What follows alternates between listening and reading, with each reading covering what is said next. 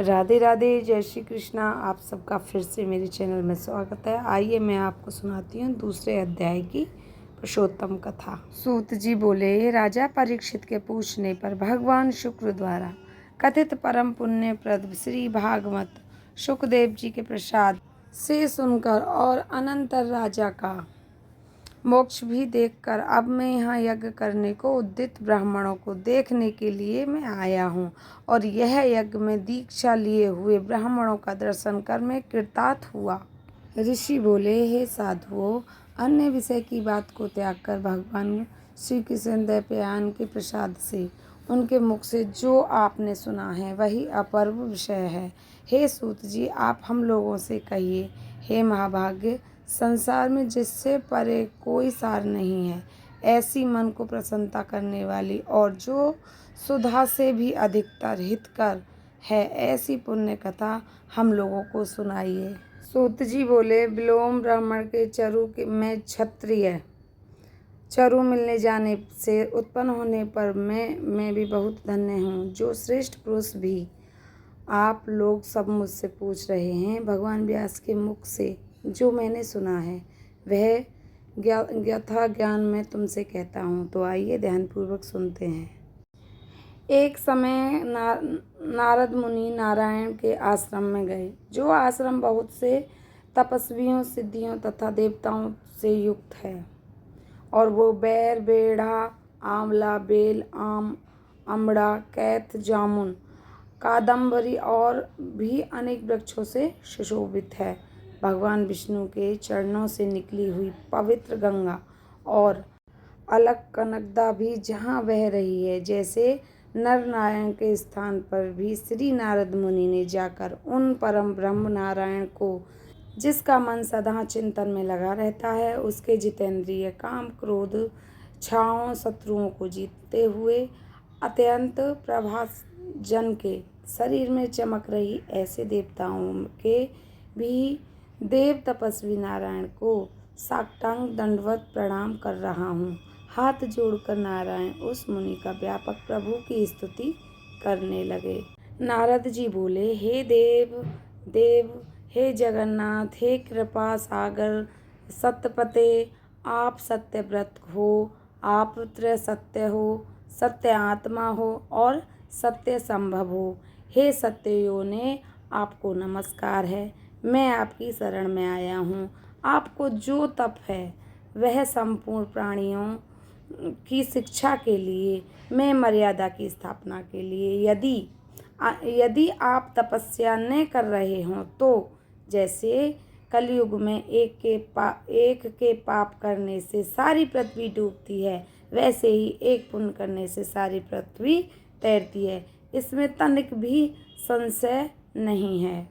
पहले सतयुग में आदि में जैसे पाप करता था तो तभी पाप हो जाते थे, ऐसी स्थिति में हटाकर कलयुग में केवल कर्ता ही पापों से लिप्त होता है। यह आपके तप की स्थिति है। हे भगवान, कलिन में जितने प्राणी हैं सब विषयों में आसक्त करता हूँ।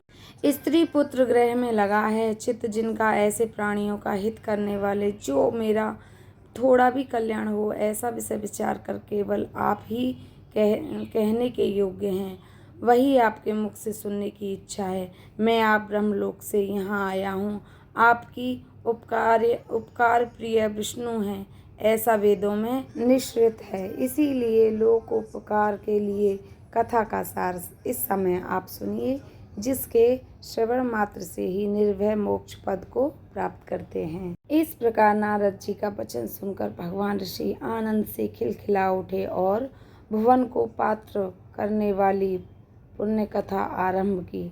श्री नारायण बोले, हे नारद, गोपों की स्त्रियों, मुख कमल के ब्राह्मण, रास के ईश्वर, रासिकों के आभरण, वृंदा विहारी ब्रज के पति आदि पुरुष भगवान पुण्य कथा को कहता हूँ, जो निमेष मात्र समय जगत को उत्पन्न करने वाला है।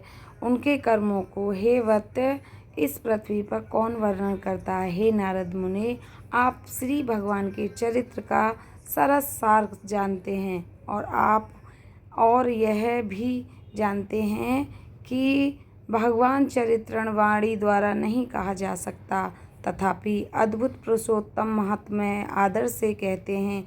यह पुरुषोत्तम महात्म्य दृढ़ता और दिव्य को नाश करने वाला, यश का दाता एवं सत्पुत्र और मोक्ष को देने वाला है, तथा शीघ्र ही इसका प्रयोग करना चाहिए। नारद जी बोले, हे मुनि, पुरुषोत्तम नामक कौन देवता है? इसका महात्म्य क्या है? ये अद्भुत का सा प्रतीत होता है, अतः आप मुझसे विस्तार पूर्वक कहिए। सूत जी बोले, श्री नारद का वचन सुनकर नारायण क्षण मात्र पुरुषोत्तम में अच्छी तरह मन लगाकर बोले। श्री नारायण बोले, पुरुषोत्तम, यह मास का नाम जो पड़ा है वह भी कारण से युक्त है। पुरुषोत्तम मास के स्वामी दया सागर पुरुषोत्तम ही हैं, इसलिए ऋषिगण इसको पुरुषोत्तम कहते हैं। पुरुषोत्तम मास से के व्रत करने से भगवान पुरुषोत्तम प्रसन्न होते हैं। और नारद जी बोले, चैत्रादि मास जो वे अपने अपने स्वामी देवताओं के युक्त हैं, जैसे ऐसा मैंने सुना है, परंतु इसके बीच में पुरुषोत्तम नाम का मास नहीं सुना। पुरुषोत्तम मास कौन है और ये पुरुषोत्तम मास के स्वामी कृपानिधि पुरुषोत्तम कैसे हुए? हे कृपानिधि, यह आप मुझसे कहिए। इस मास का स्वरूप विधान के सहित हे प्रभु कहिए।